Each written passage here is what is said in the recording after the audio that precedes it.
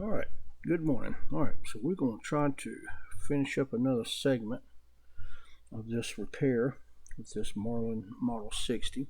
This is really a continuation from the first post that I made earlier this morning, and so we'll go from here.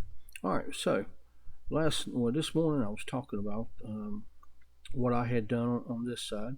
I got in a hurry, and I really wanted to show the beginning of what this thing actually looked like before and after. But we're just going to continue on from here. So we talked about last night about the cracks and everything that this thing had. So this thing now has been cured for almost 24 hours. Now the whole piece has been cleaned a little bit. So we got all the rough areas. There's still some dirtiness in here that I've got to clean it a little bit more, but we're not going to worry about that right now. So we're just going to, like I said, we're just going to continue on. So we talked about there at the end about the JB weld. Now right now it does look rough. It's in its rough stage. It's not going to stay like this. Eventually what I'm going to do is I'm going to file this down and get this thing smooth, and then once all that is filed down and smooth, then I'm going to come back with some plastic paint, because plastic paint adheres better to plastic than regular enamel.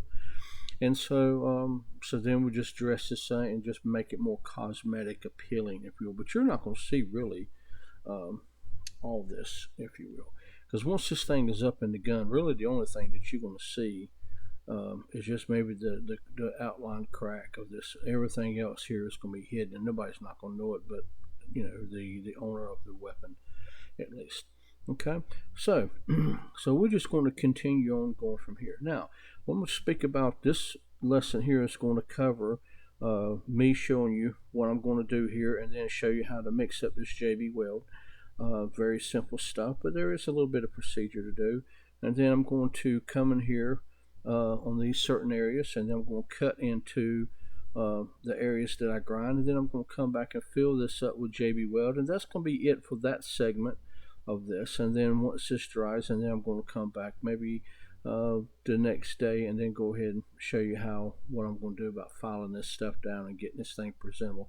Because ultimately, once we get through, to be honest with you, this JB weld is some pretty strong stuff. There's no moving parts here, and so once this stuff dries and cures, this stuff is going. One thing about JB weld, if you leave it alone and you don't mess with it till it cures, it's got a really good strong adhesion to the material that you're working with, as long as it's clean. That's the main thing. Now, since when I say cleanness, is that we don't want to be touching this with our fingers and getting our body oil down in here. Okay. All right, so that's pretty much where we're going to go from here. All right, so as you can see, I've got these cracks that are right here. Okay, I wish that camera, I'm gonna have to get a better camera. I can see that already. All right, so we see here one part looks better in the shadow, I guess. So we see here, this side here is cracked. These Marlins model 60 are notorious about cracking, as we discussed in the earlier video. But this thing here has a crack that runs right through here, through this hole here. This is a molding hole. As you can see here, these are molding points. When this thing gets ejected with that hot plastic through these molds, and then once it cools down, this is what's left over. Okay, so this thing here is cracked right here. I don't know if you can see. There you go. That's a good light right there. This thing is cracked right here. And then the crack actually goes back towards the base here, and then it runs all the way down. Sorry for my handshake here. So then the crack goes here and goes all the way down, and then comes right here and kind of stops. Now, a lot of places, yours, if you're watching this because you want to do the same thing, yours may be starting to crack here, or some people, this whole lip here has just broken off. Okay, so in that way, you're gonna have to do a little bit more than what I'm doing here. All right, so the game plan is just go ahead and get started here. All right, so what I've done here, like I said, this thing was washed and cleaned, as discussed in the earlier video. So what I had just done, I've got my Dremel. As we see here, this little tool here this is nylon. It's like a little wheel. Now, when you're running this thing, this is going to be a little loud. That is a low, and that is high. Okay? Now, when you're doing this, you want to do this thing on a low setting. And what you don't want to do, you don't want to be grinding this thing, and then all of a sudden you're going to be pushing so hard the wheel, the material. I wish I can get this thing here. You don't want to be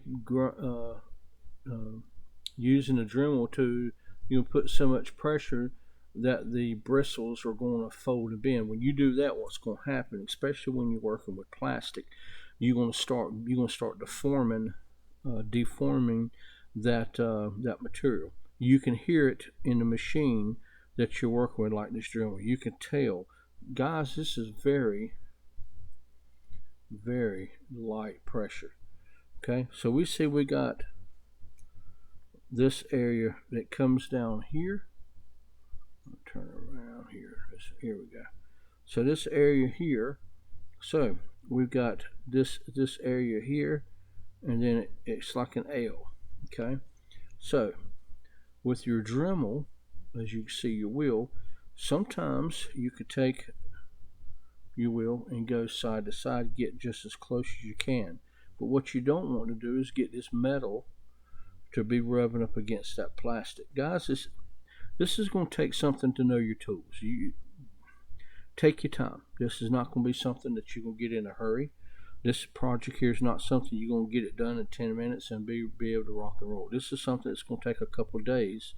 Let the epoxy cure, and then know your tools. Okay, so I'm taking it that you guys know a little bit of your tools. Okay, guys, you can't do this with a pair of pliers or a X-Acto knife and just let it be that. Guys, you got to have some kind of little home remedy stuff, if you will. Me, I'm all the time doing little projects like this, and so I've got these little tools. So if you're like me, then it pays to have this stuff, because if not, this piece right here, if you had to buy it, it's over $100. Okay, so I just want to keep this because it belongs to the gun, and plus my dad, used to pull the trigger, and just kind of reminds me of him. But anyhow, so know your tools. Okay, you may have to go like this when you're doing stuff, or you may have to come here at an angle. Okay, or switch it around and then do it from that side. Okay, light pressure, guys. You can't tell, but earlier, right before I had cleaned it, you still see a little bit of gunk build up here, but I just did light pressure of just getting all that stuff cleared off, and all that oil and all that stuff. Take your time, guys. We're in no big hurry here. Okay, all right. So we've got I did this. I got this area clean. Now this area is ready for grinding. Okay, so what we're going to do here with the Dremel, okay, lock button. Now the head is locked. Okay, we're just going to break that nut loose a little bit. Okay, we're going to come here with this Dremel tool here. Like I said, I am so sorry because this camera is not really the best quality. But this tip here it's not a cutting tip. It's just an abrasion. That's the only thing I want. Now you could stick that all the way down into there, but the thing is that you don't have much room in your body. So what I do, you don't want to have it on the very tip, because this thing will, if you put in a little pressure, it would cause that shaft to bend, and then you're going to get a little oscillating. It's not going to be level. So I just stick it in there about maybe about a quarter of an inch. Okay, spin this bad boy here. Okay, I still got this thing locked. Now with these Dremels, you're not going to really ratchet that thing down. So like I said, it's just a little snug, and that's the only thing. And it's got that clamp on the inside. Okay, all right. So I'm gonna go ahead and grind, because this thing's gonna be loud. And I'm going to go ahead and cut this, and then I'm going to come back and I'm going to show you what we've done, and we're going to go from there. All right, hang on just a second. Okay, now I'm back. All right, now one thing when you're working with this plastic, and one thing that I've noticed, as well. I don't know if you can see it. You see the difference between the tip and the it's changed colors. It hasn't changed colors. What that is the plastic. And if you don't take your time, or even if you take your time, sometimes what happens is that plastic heats up and then it just gets to there. And like I said, this is just nothing but a little carbide tip, and now the tip is kind of, the carbide piece is starting to wear down a little bit. So you have to kind of add just a little bit more pressure. And when you do that, what happens, it heats up. Alright, so you can't really tell, but you see right there, you see how deep that I had cut that? You don't want to go much deeper. I followed the crack line where the crack line was, because most time, let's say like with metal, if you had develop a crack in metal or plastic or something, you'd go at the very end of the crack and drill a hole, and then what that does is that just keeps that crack from spreading. That's basically what I've done here. Okay, but as you see, that's kind of, get my big fingers out of the way.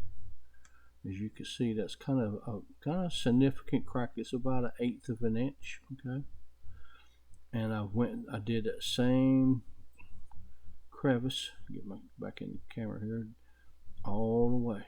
Okay, I followed all the way around that hole, and then all the way to that other. I followed all the way from here, and got back in here. Can't really tell, the camera don't really do it justice. Get it? Okay. So here's a screw hole. So then I made a channel all the way through here. Came back. I know this is like watching grass grow. I know that probably to some of you, but it's gonna be really helpful with somebody who's struggling, who wants to get this thing fixed like I do. Okay. So now what is left to do is to clean up that area. Okay. So I'll be right back. Alrighty. Now, see what I'm talking about? I didn't put a lot of pressure here, and this thing, that little brush, had started to heat up that plastic right there. But that's no big deal, because I'm going to fix all that. We'll get this thing almost as good as new. So what I'm doing here, I'm just trying to get out all that loose material. Okay. There's here. Now, this thing here that I'm working with, this thing here is plastic. This piece here, this thing, man, this is the bomb. You can go on Amazon and look for gun cleaners, and this was one of the things. I think I got a 2-pack of these things. It's like $4, and this thing is great for getting hard to reach areas. Maybe if you get like dirt just down here in this little hole, you can kind of scoop that stuff out. Okay, so now I'm working here at my desk at my computer, which I do a lot of work here. You see all this stuff here. I don't want to blow that thing. Oh, here, so I'm just going to sit here and take my time. Applying pressure. Hear that coming out. Okay.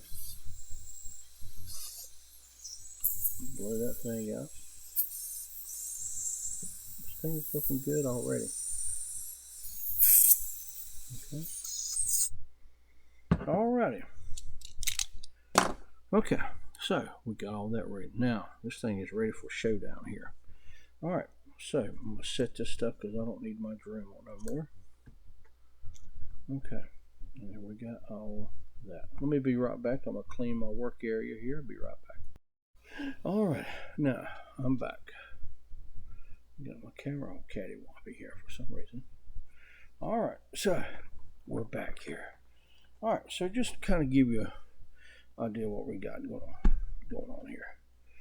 Alright, so we no longer need the Dremel. I'm going to get this out of the way. Alright, so I've got my little scratch pad here. I've got a lot of these things here, and so I'm just going to use this for my mixing. Okay, hang on one second.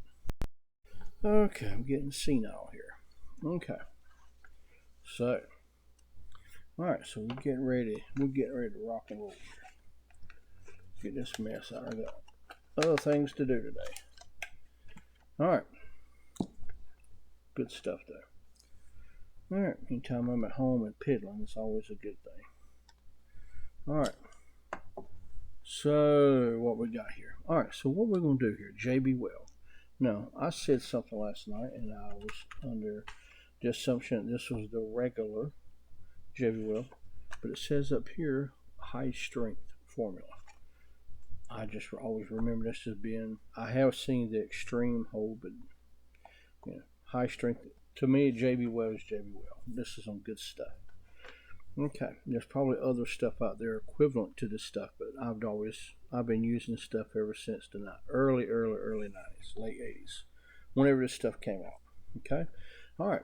So what we need to do, you've probably heard this saying, a little dab of do you? Same thing with the JB Weld here. You don't need a lot of this stuff, guys. All right. So what we have here, we have the epoxy. Okay. So you don't need a whole lot, guys. Okay, so as you see what I'm doing here, okay, that's about all that I need. Okay, now I've seen some people in my life that they'll take the hardener, and that's what this is. This is the hardener, okay, and they'll put it right back on it. They'll put it right on top of this, and then when you do that, some of the epoxy could get inside of your hardener, and then those two chemicals can react, and the next thing you know, now you got the hardener all stopped up. So what I do, I just do it separate. Okay, come here about the equal amount. Now there's a saying, when you're doing epoxy, if you put more hardener to cause it to harden up quicker, then it's not going to be as strong. And if you use less hardener, it's going to take longer to set up, but it's going to be stronger. Okay, so quicker is not always the best. Okay, all right. So, like I said, this is like watching grass grow here now. All right, so what I've got two toothpicks. Okay, and so what I do is cut the tips of them off. As you can see, I'm rolling the toothpicks in my finger. What I do, I get a little dab of the JB Weld like this, and as I'm rolling or stirring this stuff, I'm rolling this because I'm kind of like a blender when my wife is making cakes. So what I do, I just go in a circular fashion.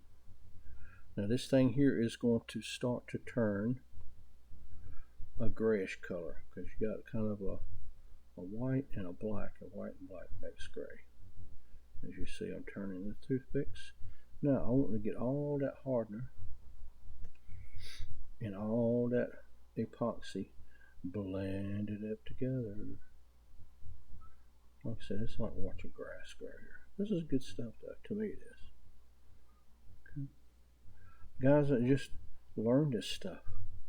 You don't have to go to school to get some kind of college degree or doing this stuff. Get out here to learn this stuff. A lot of people years ago, especially when I was growing up, a lot of people didn't go to college. You learned your trade by hands-on, what they call OJT, on-the-job training. My next-door neighbor and my dad, my next-door neighbor, he was a carpenter when he was doing that, building houses, so I learned how to frame. And then I learned how to do interior trim, which is molding. Then I learned how to do cabinetry, okay? And then when he stopped doing that, then he started doing mechanic work. So between him and my dad, I learned a lot by just watching. And I don't think you don't need to go to college for 4 years to learn how to put a lug nut on a car. Just get out there and do it, guys. Get your hands dirty. Kid growing up, we used to eat a lot of dirt growing up. You'd be surprised how much good for you dirt would be. Kids don't do that today. Okay, they'd much rather go out here and buy this thing for $100. When I get this thing fixed, get it all sanded down, I was like, okay, it's not going to be perfect looking, but I know it's still deads, and that's what means the most to me. Okay, all right. So we got this stuff here, stirred up. Now I'm not going to jump into it because some of these epoxies, they're quick hardening within 5 minutes. So I don't like that stuff. This stuff here is going to start setting up in about 20 minutes.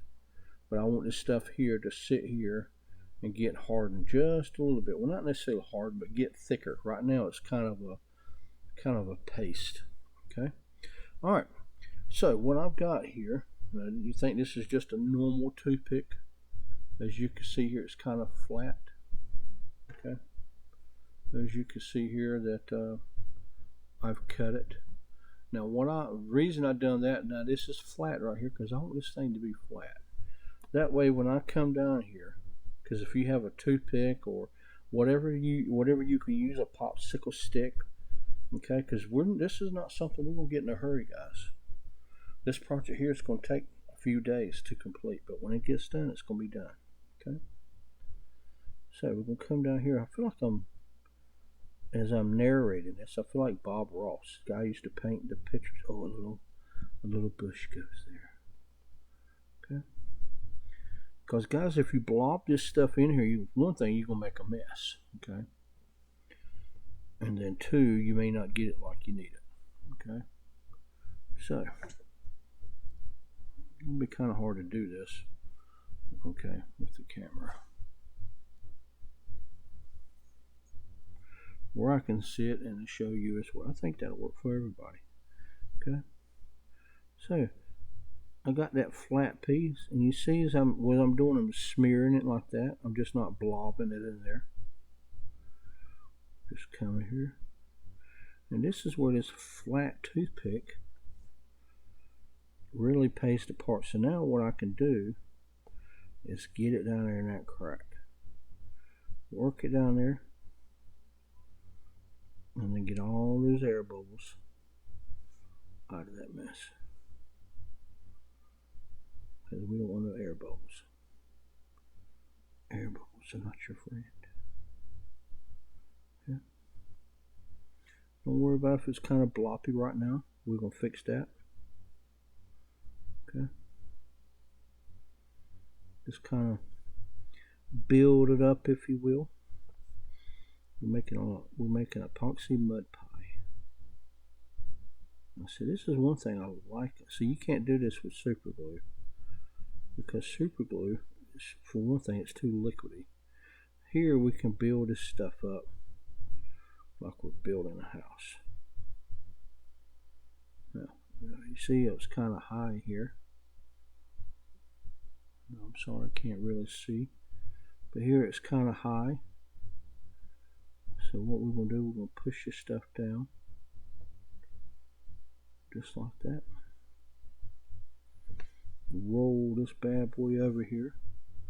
And then we're going to get it from this side.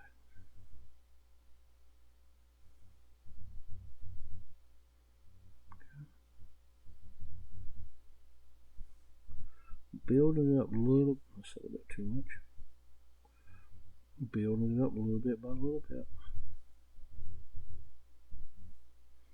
Yeah, I just remember growing up, guys. It's just people used to try to fix stuff. In my generation, I'm 57. In my generation, people didn't have credit cards. People didn't have extra money. You know, people may say, "Oh, gas was cheap back then." Well, it was compared, but you didn't make a whole lot of money to begin with, so you were right back in the same situation as we are now. Worse, really. Today, things are so expensive these days. People just want to swipe a credit card, and besides getting out there building a tree house with your kid, they want to go to Lowe's and buy one and go home and wreck it up. I mean, it's still fun, but you're not teaching your kid anything. Now, my dad back in the day, he wouldn't have the patience for this. My dad wasn't a patient man when it came to this kind of stuff. You could tell, you could tell that with the way some of the things that my dad used to build. But he was kind of a, yeah. Mom saved a lot of money by letting Dad build it, but yeah. But just guys, just take your time, okay? Now guys, that looks about good enough. I know you're probably thinking, man, I know you're not gonna leave it. I am. I'm gonna leave it just like that. When it dries, then I'm gonna come back with the file. Now you can't see. You see that thing's almost level now. Now it's still a little bit high from here, but there's no sense of covering this because I've got to sand this down because this is going to fit flat on the base of the stock. Okay, but for right now, guys, that's it. Okay, you would be surprised.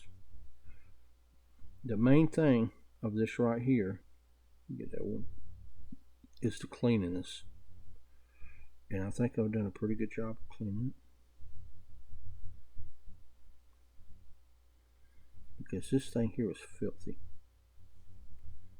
Oh man, I broke my toothpick. Oh man, we're doomed. But the thing here is clean. Let's get all that on this particular thing here. Get all that oil, because there ain't nothing gonna stick to no oil. Okay, nothing can stick. So it's like painting a car. You go and spend all the money in the world, but if they didn't do a good job on prepping the metal, it's going to look like crap. Okay, guys, I think that dog would hunt for right now. Okay, now before I close this segment, I will say this on the JB Weld or any of this epoxy stuff. Okay, now this has been set up for about 15 hours. Okay. But guys, now here, let's say within the next 5 hours, it's going to be kind of tacky, kind of sticky to the touch. You don't want to mess with this thing here. That's what I like about this epoxy. Now, this epoxy is kind of like a, kind of like a ball of yeast. Now it's getting firmer and thicker. But guys, on this epoxy, if you could take your fingernail, you can see here I'm digging my fingernail into that epoxy. If you can see your indentation of your fingernail, that epoxy hasn't set up yet. Okay, so we're just going to let this thing set just like this right here the rest of the day. Okay, and so hopefully I'm ready to get this thing up and going. I've already cleaned it, got my cleaning supplies that I've bought, and I'm ready to get this thing up and going. I haven't shot this gun. I don't think I've ever shot this gun. Like I said, my dad bought the first one back in the early 80s, and then that got damaged. And then he bought this in sometime after 1986. And I don't think at the time I was out of the house by then. And I don't think I've ever shot this gun. So I'm excited to see what we got here. Alright, so guys, we're going to call that a day.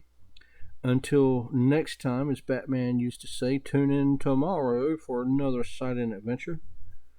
And so, same bat time, same bat channel. And Godspeed to everybody. Thank you for coming, hanging out, and listening to my boring stuff.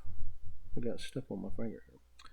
And so, but yeah, we'll just go from there. And I really hope somebody's going to be able to use this. If one person sees this and fixes their gun, I'm going to be excited. But, oh man. I'm going to be excited. Because I know how important it is. This stuff. Like I said, you can go buy this stuff. But it just don't mean as much. When you get here and you actually build something, it's like, okay, I'll fix this. Thank you, Lord, for giving me the talent to fix this. To me, it just means a lot more. Okay, all right. So we're gonna call this dog is good to go hunting right now, and we will tune in next time, and we'll go from there. All right, to everybody, thank you, and we'll see you next time. Toodles.